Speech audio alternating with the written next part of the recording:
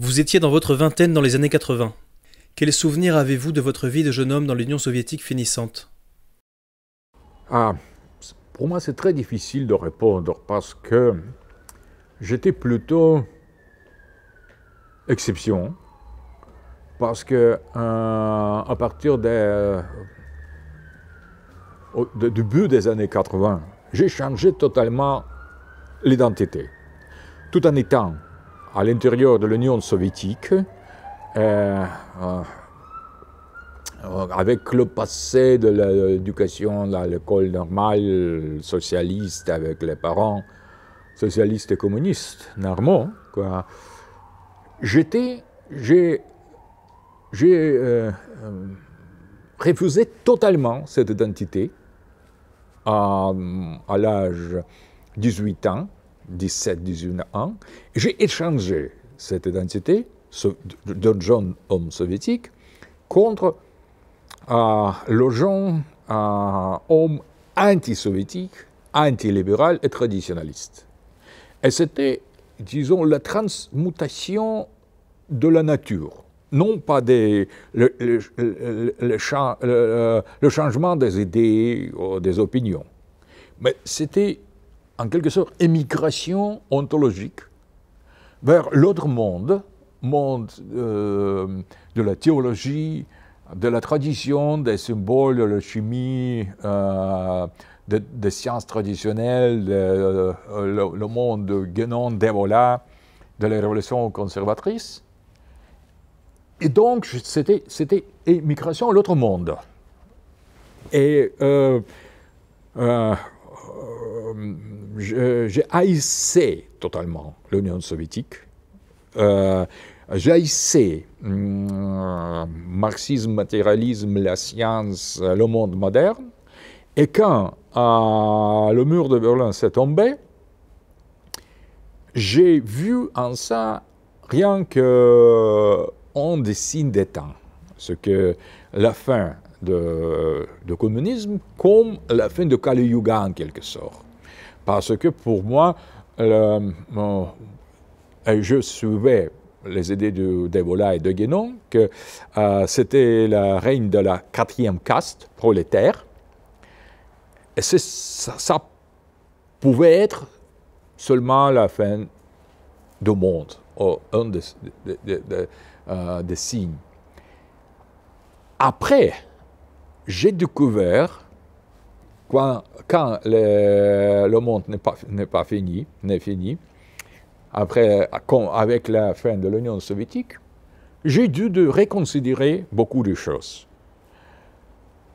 Pour la première fois, en ayant l'expérience du libéralisme occidental, j'ai aperçu que peut-être c'est encore pire que l'Union soviétique. C'est l'autre forme de totalitarisme, de matérialisme, de l'individualisme, mais peut-être pire. C'est pour le premier moment que je me sentais un peu soviétique.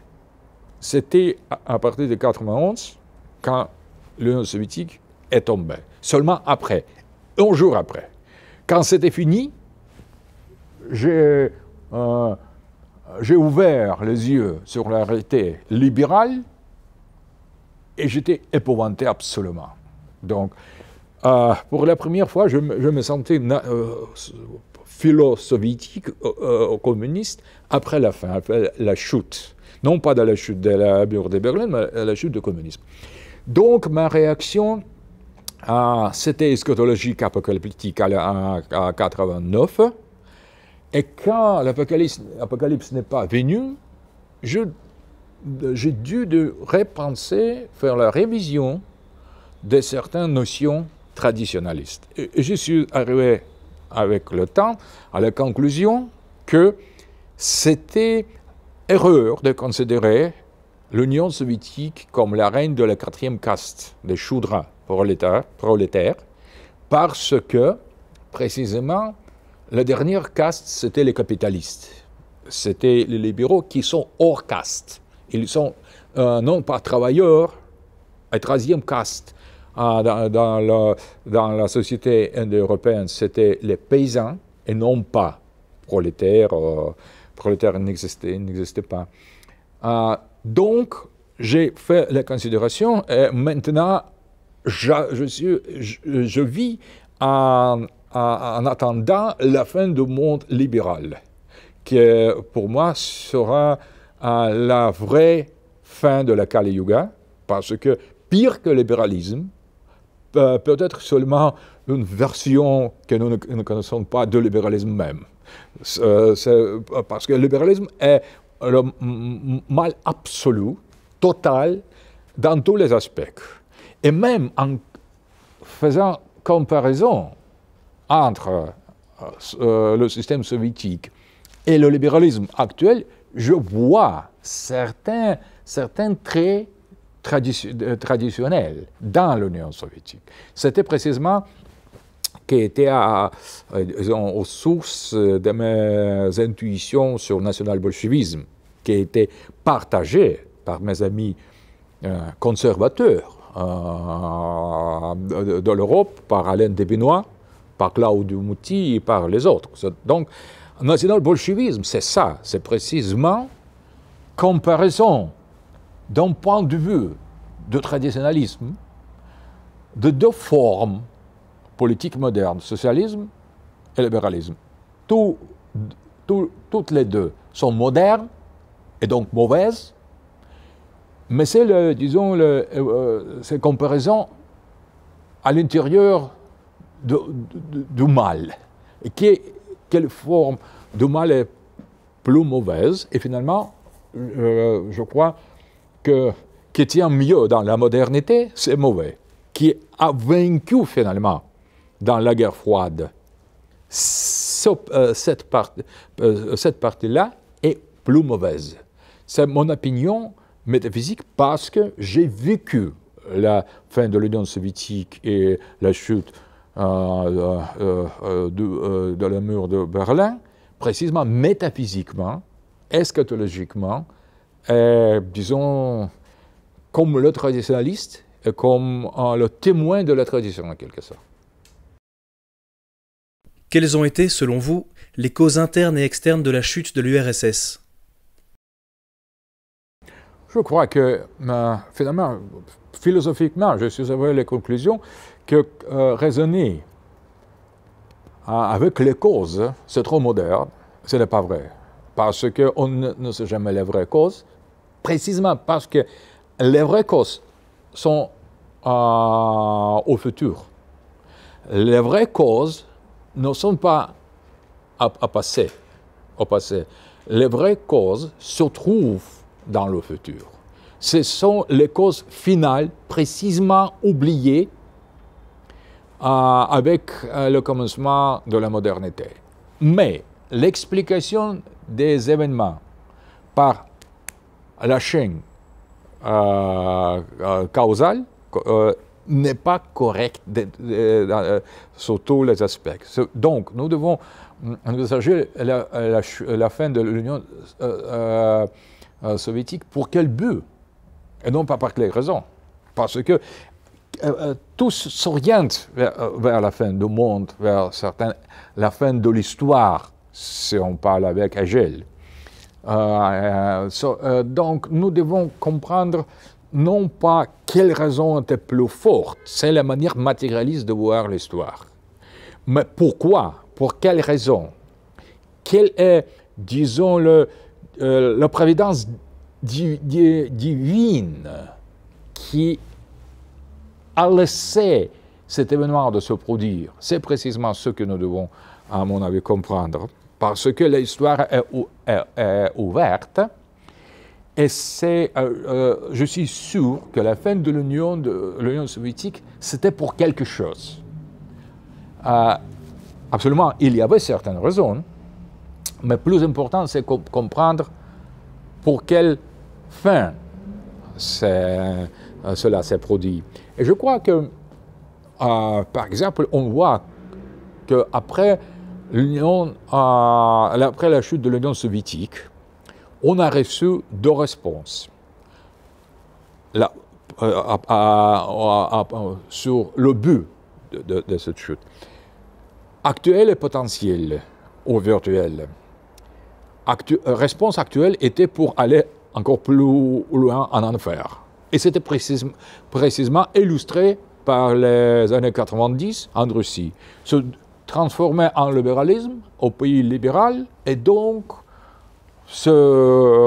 avancer vers la déhumanisation, de perversion, confusion et désacralisation. Parce que le libéralisme, finalement, c'est l'atomisation plus avancée de la société et la dictature plus efficace en quelque sorte, moins ouverte, plus cachée, plus secrète, mais plus efficace. Je crois que finalement on a reçu cette réponse, et cette réponse précisément a été rejetée par notre peuple, par notre histoire, par notre société. Donc, ce n'était pas le but de détruire l'Union soviétique pour instaurer la démocratie libérale occidentale. Si ce n'est pas le but, ici, cette réponse a été refusée par le peuple, par notre histoire. Donc, l'autre réponse devait être considérée comme juste et vrai. Je crois que l'autre réponse était se débarrasser de l'Union soviétique pour recréer la société traditionnelle russe, avec l'Église, avec les valeurs traditionnelles. Et c'était en quelque sorte, le symbole de l'apparition de Poutine, qui a arrêté la destruction qui continuait à l'époque de Yeltsin de la Russie. Elle a dit, assez, nous n'allons plus dans le sens de l'Occident. On fait le retour à notre identité. On va sauver notre souveraineté.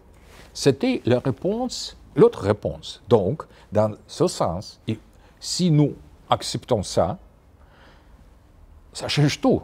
Donc, notre Union soviétique s'est écrasée pour laisser l'espace de réorganiser l'ordre russe, l'ordre orthodoxe chrétien, l'ordre impérial dans l'espace libre du système communiste. Je préférerais évolution dans ce sens eurasistement à l'histoire russe passe par les ruptures. On détruit la continuité, mais finalement, après, d'une manière ou d'une autre, on fait le retour à l'identité de la Russie. Donc, je crois que la fin de l'Union soviétique, c'était précisément pour ouvrir la possibilité de recréer l'ordre eurasiatique, retourner, donner la possibilité, libérer le chemin pour le retour au sacré de la Russie, à notre tradition, à la nôtre tradition, à la nôtre identité, à la nôtre religion et à notre mission dans le monde, qui n'est pas communiste, qui n'est pas peut-être orthodoxe, tsariste dans la forme de passé, mais nous avons la mission. J'appelle ça mission eurasiste. Ce n'est pas la répétition de même, c'est à chaque niveau historique, cette mission obtient sa propre forme. Et nous devons faire naître cette mission, donner la forme à cette mission dans conditions totalement nouvelles, dans le moment eschatologique où nous trouvons toute l'humanité, je crois, parce que le libéralisme, c'est l'idéologie de la fin du monde, parce que c'est la destruction totale et c'est la reine de l'antichrist, ou la reine de la quantité. Et la Russie d'aujourd'hui doit accomplir la mission dans cette lutte contre le monde de l'Antichrist, avec les autres peuples qui luttent contre le même ennemi comme nous. Je crois que si nous considérons la fin de l'Union soviétique dans l'optique du futur et non pas du passé, on peut comprendre mieux, beaucoup mieux, la chaîne des événements qui s'est déroulée précisément dans ce temps-là. Vladimir Poutine a un jour déclaré que celui qui ne regrette pas l'Union soviétique n'a pas de cœur, et que celui qui voudrait la recréer n'a pas de tête. Que vous inspire cette réflexion? Absolument correct, je crois, parce qu'on ne peut pas refaire quelque chose qui est déjà passé, et plus que cela. On pourrait, je crois qu'il est plus facile de restaurer l'empire orthodoxe et monarchique qu'est l'Union soviétique. On peut faire le retour au passé. Maintenant, on est passé à l'éternel, à certaines formes platoniques. On peut, parce qu'il existe. Pour moi, les idées existent. Et les idées sont les exemples à imiter. Les idées sont en quelque sorte... L'empire russe existe dans l'éternité, dans le ciel des idées. On peut restaurer ça, mais je crois que l'Empire soviétique, c'était en quelque sorte simulacre ou imitation de cette paradigme impérial russe. Donc, je crois que en même temps, simulacre ou image, toujours à deux côtés. D'un côté, c'est l'image de paradigmes qui existent éternellement, mais d'autre côté, ce n'est que l'image. Donc, c'est disons, double nature de signe. Signe montre quelque chose. Et en même temps, ce n'est pas quelque chose lui-même, le signe. Pour restaurer, la fin de l'Union soviétique, c'était la fin de signe, de symbole du grand empire.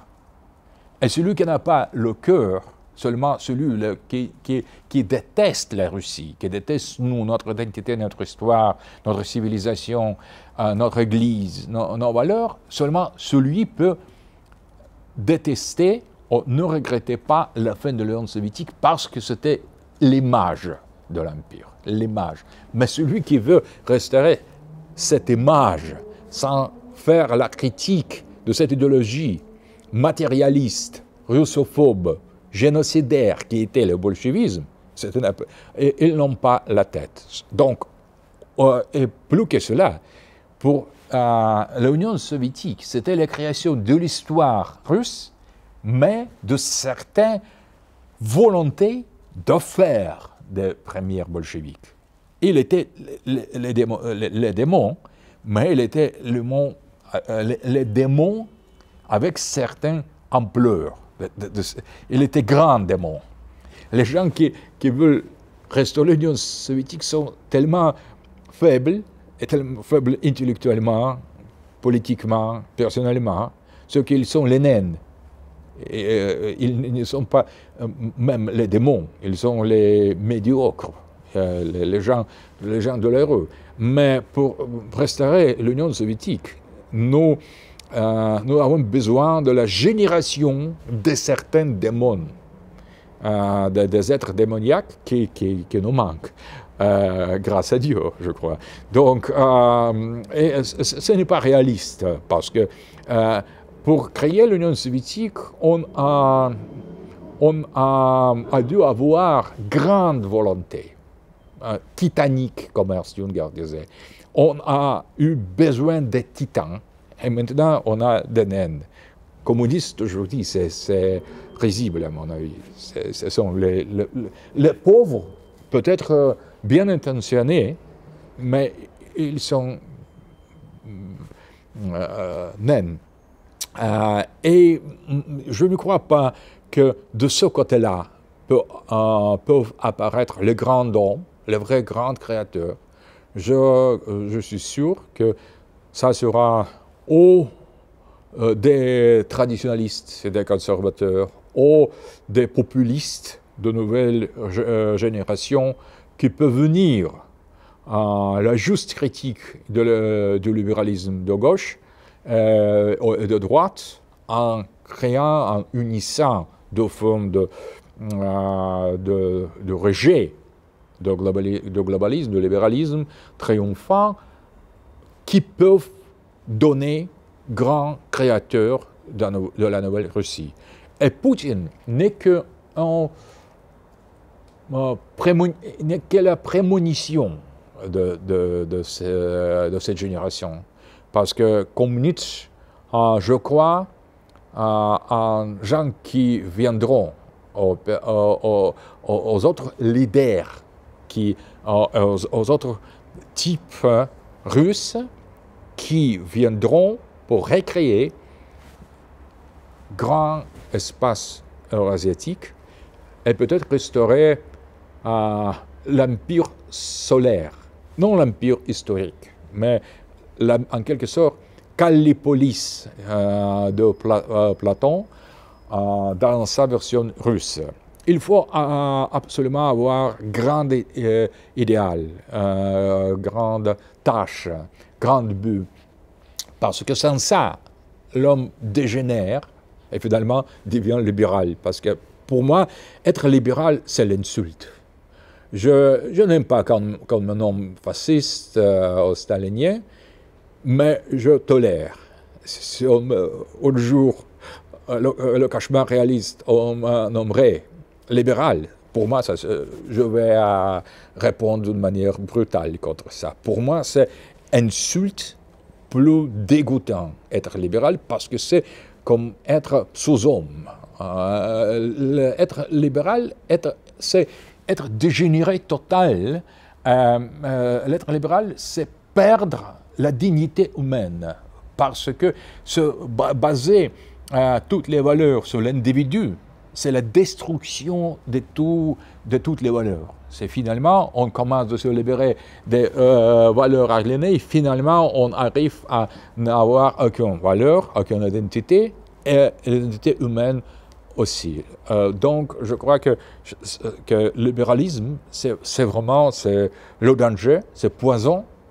Et de droite ou de gauche, de tradition, de toutes les formes, de la religion, nous devons combattre ça pour arriver au futur.